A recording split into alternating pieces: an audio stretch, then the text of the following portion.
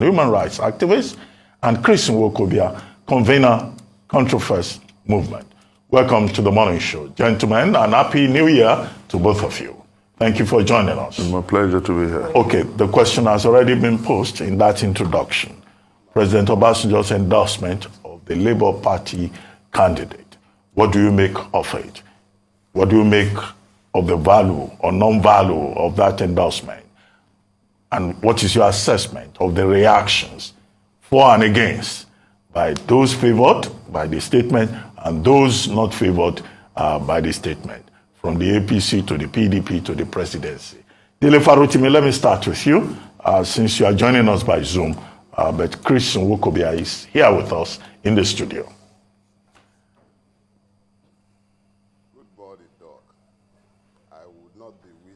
Hello, are you hearing me from the studio? I can't hear you here. Can you hear me?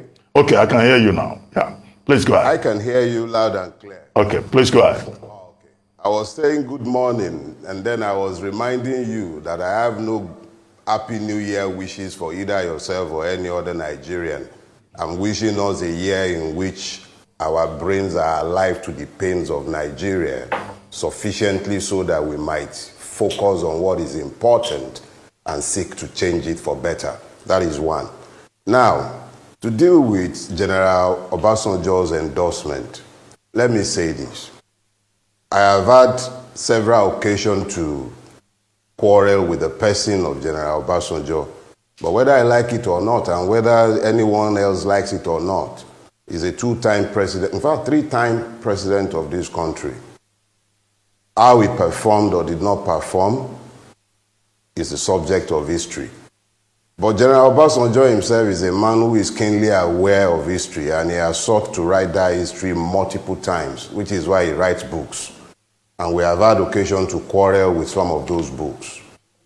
But I would say that for the first time in my lifetime, and General Obasanjo has occupied the bulk of my lifetime, it's been in my consciousness since I was in primary school. And for the first time in my life, I have occasion to agree with the Ebora Wu. And I believe that he has taken a decision that is rooted in reason and that cannot be faulted.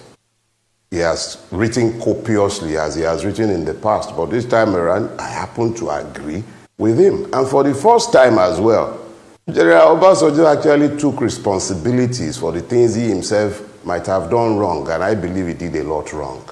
But he took responsibility. Now he has taken his own decision. General Obasanjo has one vote. But General Obasanjo has considerable influence within and outside Nigeria. And some people listen to him. That is the weight of his words. And he spoke those words, and he spoke them in favor of Mr. Gregory Peter Obi, endorsing him for the onerous task that is ahead. I have been heard saying severally that Nigeria has been destroyed. It has to be rebuilt, and you have to reimagine it and convince the people of the need to do so. So when you have a man like General Obasanjo, who has had his time and he has admitted to the past failings, and he comes up and he says, this is a man I'm endorsing. And then all of a sudden, you begin to hear the cackling. They are cackling like hens in hen houses. First thing is this. Yorubas will say, your enemy's horse, his steed, is rarely ever taller than a goat. If General Obasanjo's endorsement is as worthless as they would have you believe with the bitter grapes, sour grapes that they've been spitting since yesterday, why did they go all the way to Ota and Abeokuta with their entourage? I was looking at a picture of Emilio Comprop almost prostrating for Obasanjo in his house. All of a sudden, his endorsement is worthless. It's sour grapes, and they can eat as much of it as they care. Nigerians know better. General Obasanjo is one person, but he's an important person in this country, and he has had his say. The people will still have their way. He has had his own say. The people would have their way, and it is our belief and prayer that the Nigerians will be sufficiently awakened to the need for the drastic changes that this country demands in this year. So General Obasanjo has rightly said his piece, and I agree with him completely for the first time in my life. Thank you. Well, Chris, your take. You agree with Ile Farotimi, who says for the first time in his life, he has had cause to share the same view with President Obasanjo. For me, it's a bit different, Dr. Ruben, and I say this advisedly. You remember that in 2002, 2003, I was about the only person who was held in custody for the longest under Obasanjo's watch as a democratic president. But beyond that, what is important is the merits of that letter, the 6-page letter. He did talk about the need for us to reinvent Nigeria, the need for us to refix, reshape, and rework Nigeria for our collective good. And I think that's what is fundamentally important here. The letter, in the whole 6-page letter, just about 2 paragraphs were the places where he clearly endorsed Peter Obi. He did talk about the failure of state. He did talk about how Nigerians have moved from whatever you call it to hell, and how bad leadership has become, how troubling and benumbing the feats of government in the area of security has been. He did talk about the need for the young people to take back their country for good. And I think that is fundamentally what is tried, proper, and right. And I say, with respect to what my brother and friend Dele has just said, the reason he may consider this one of the most patriotic efforts is because largely every paragraph of Obasanjo's letter speaks to the issues of where we are as a nation and what must be done to fix our country. Is the endorsement laudable? Yes, it is. Remember, Dr. Ruben, remember Rufai, that a few months ago, the APC delegation went cap in hand, hands akimbo, if you like, begging for the support of the former President Olusegun Obasanjo. They went from Otta Farms to Abeokuta. They went seeking. And in one of the optics that we saw, the former president was leading the presidential candidate of the All Progressive Congress by the hand like a schoolboy. And now, because they are sore losers, remember it happened with the Afenifere. There was nothing they didn't try to polarize and mess up Afenifere, but it didn't work because the elder statesmen stood to their guns, saying that never has Nigeria as a nation been this polarized. Nigeria is worse off than it was even under the Civil War in terms of our unity as a nation. So I think that anybody who truly cares about our country, patriots and statesmen alike, will salute and celebrate what former President Olusegun Obasanjo has written. And then for those who wonder how it will help our party, I want to say clearly that since 1999, Obasanjo has been at the core of our politics and politics, if you like. He led for 8 years and then handed over power to the late Umar Yar'Adua. And then Jonathan, he was in the picture. And his last endorsement, public endorsement of a leader, so that people don't get it very twisted, was when he openly endorsed and campaigned for Muhammad Buhari in 2014, 2015. In 2019, he wrote a letter, I think it was about 13-page letter against regarding the lackluster watch of Muhammad Buhari. For most people, they consider that as an endorsement for Atiku Abubakar. But what is important here is that he has mobilized the class of the former heads of states. And what is, for a lawyer like I am, and my brother, there's something we call the Diamond's Declaration. For those who are apprehensive and worried, it comes to a point where Obasanjo is about over 84 years old. It comes to a point where you want to leave a legacy, if that's your last moment to do what is right. And he's saying simply that the time to take back our country is now. And he's writing to the youths, because the highest voter demography, those who are 45 and below, are about 60% of our voters. And he's saying to them, the time to take back your country is now. It shouldn't be a milocon. It shouldn't be about entitlement. It should be about us, our locon. And I think that that letter passes as one of the most patriotic letters ever written by the former President Olusegun Obasanjo, deliberately trying to frustrate the process. But I think that this is a call out to INEC to ensure that they reinvent and redesign the process of ensuring that the young people are able to get their PVCs, because they are the highest voter demography, and so many of them register to vote because they want a new day and a new dawn for their country. They want to take back their country, and that's exactly where we are. Okay. So I'd ask two questions. Number one will be, same Obasanjo has imprisoned you. The Faro team, you never agreed with Obasanjo. With this endorsement now, does it make him a hero? That's number one. Number two will be the role of, and which is very sad in the first place to say, I cry in my heart saying this, will be the role of the other owners of Nigeria. The prominent people that, apart from politicians, when they go to Ota to see Obasanjo, they go to Mina to see some other people, you know. Also, what will be the role? Is this him speaking for them or him speaking for himself? Because there are reports of probably a division and a tilt towards these tribal lines.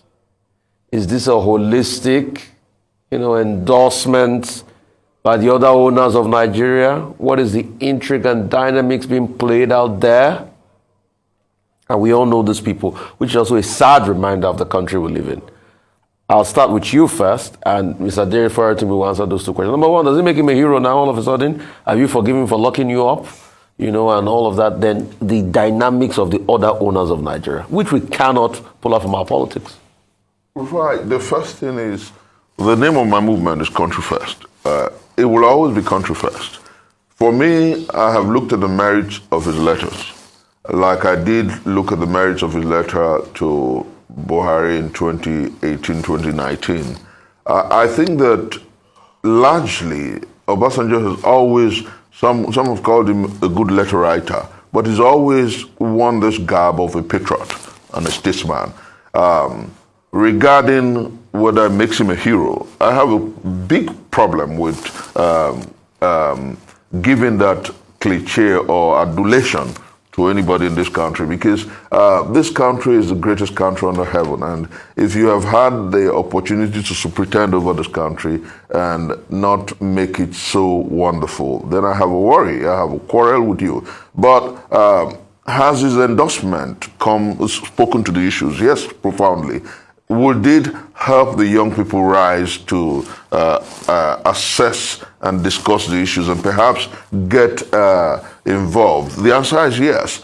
How well does it help our nation to rediscover itself? I think that fundamentally, like you noted, the other quote and unquote owners of Nigeria or former leaders of Nigeria will perhaps take cue, because there comes a point in the life of a nation where you must do something to perhaps redeem your past or make right the morrow. And I think that this is the most halcyon opportunity for everyone who at some point has been involved in the story called Nigeria. I think that this is a redemptive moment, like my mentor Martin Luther King Jr. would say.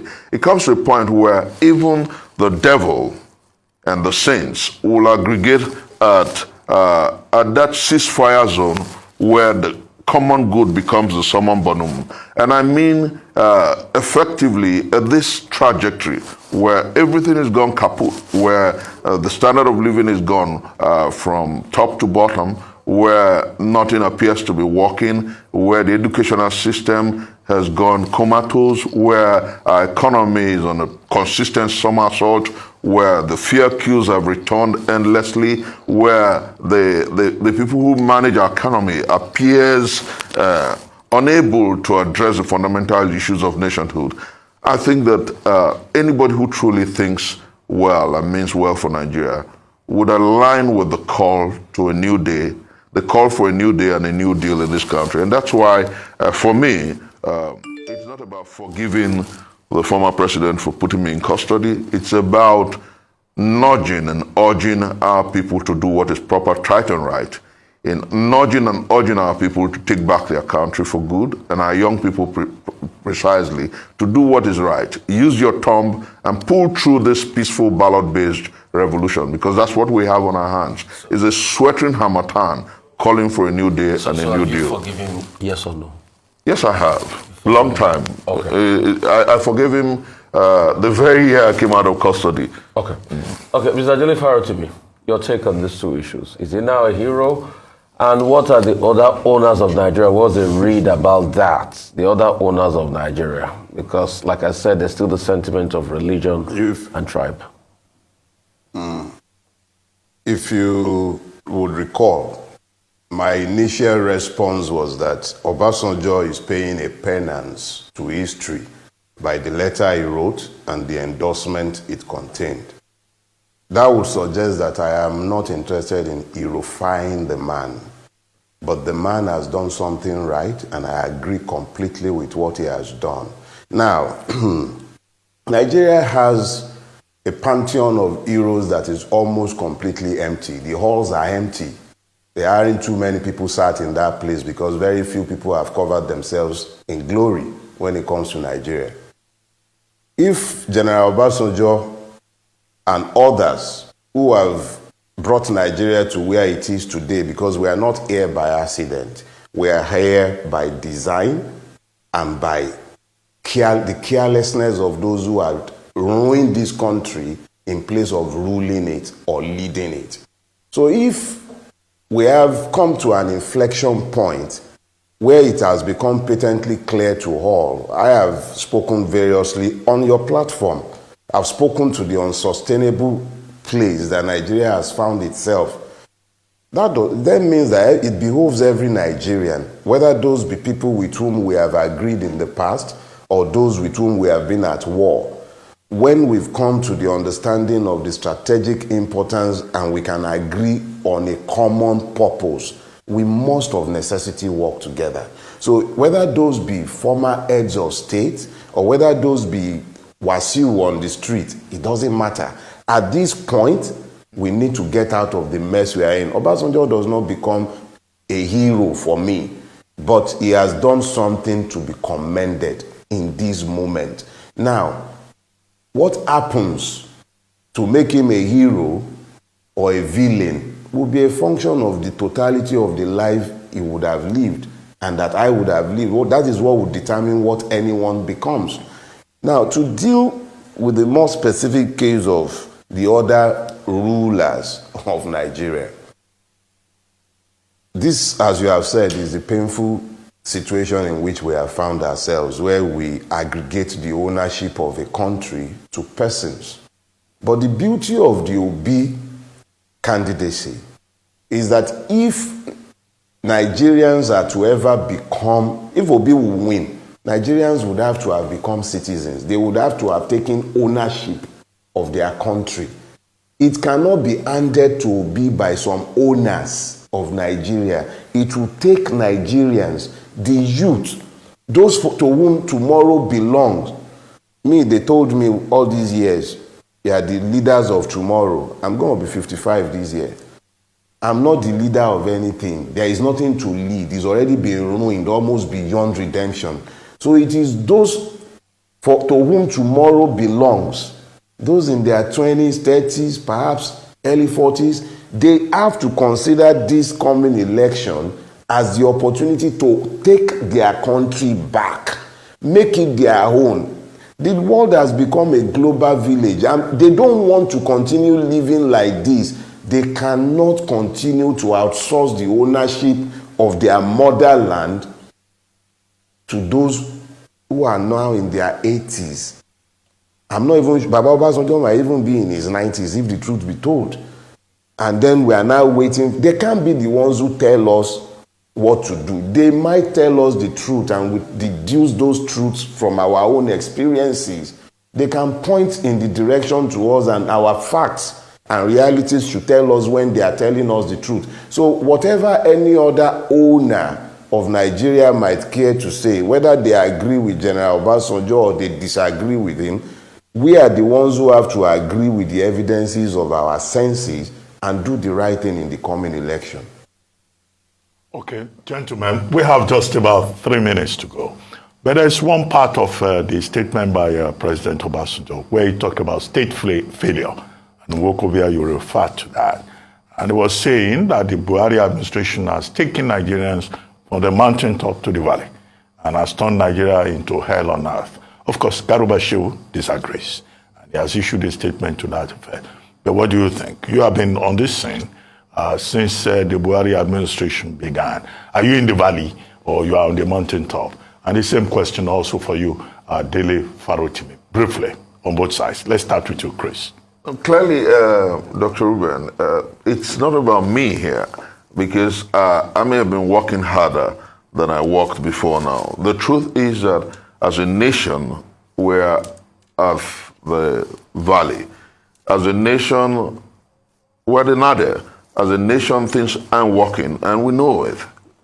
Dr. Ruben, regarding security, since this administration, the highest number of Nigerians have been murdered. And we have the highest number of IDPs under Muhammadu Buhari's administration. The Naira against the dollar, the Naira is on a free fall. Dr. Ruben, we never had about 8 straight months of strike under an administration. Throughout the PDP watch, it was about 40 months of strike, throughout 16 years. Under President Muhammadu Buhari, 7 years, over 30 months of ASU strike. So it's about a government that has lost it completely and the values are gone down the drain. So are we at the valley? Yes, we are, from top to bottom. And that was what he promised. We didn't ask him what it actually meant. We didn't know that it was going to be a free fall. But as I talk to you today, what is important is for Nigerians to push for a new day. And that's what that letter speaks to. And that's what we're asking the Nigerian people to do. Come along with the Labour Party and Peter Obi.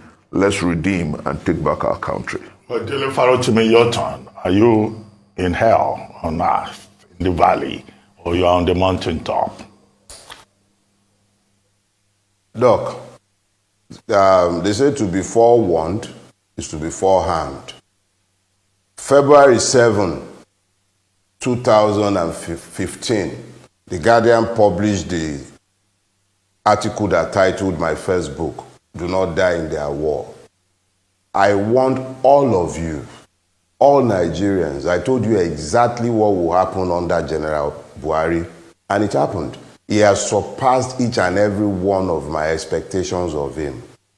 And then after that, I was on here variously on your platform. I pointed out the fact that Nigeria is at war and the enemies of Nigeria are sat in the presidency. That Nigeria is actively being destabilized from within the presidency. I went on to point out what Commodore Olawumi had told all of us on national television. I went on to equally point out the fact that Malami admitted to having the names of terrorists handed over to him by the UAE. I have pointed out serially the nepotism that has attended the governance of this country under General Buhari. The ruination of Nigeria is not to be argued about, and Shekere Garuba can say anything he cares to say. The evidence of our eyes, our pockets, the people have had to bury, the ransoms that has impoverished people. Please, the evidence are clear, and we can only thank God that at least we have almost seen the end of his reign. So let nobody be in any doubt as to the exact ruination of Nigeria. We are not in any valley. We are in a hole. The only thing that hasn't happened is that we'll be covered. This man has ruined this country. Let's just pray he won't be the last president and we're able to have a successful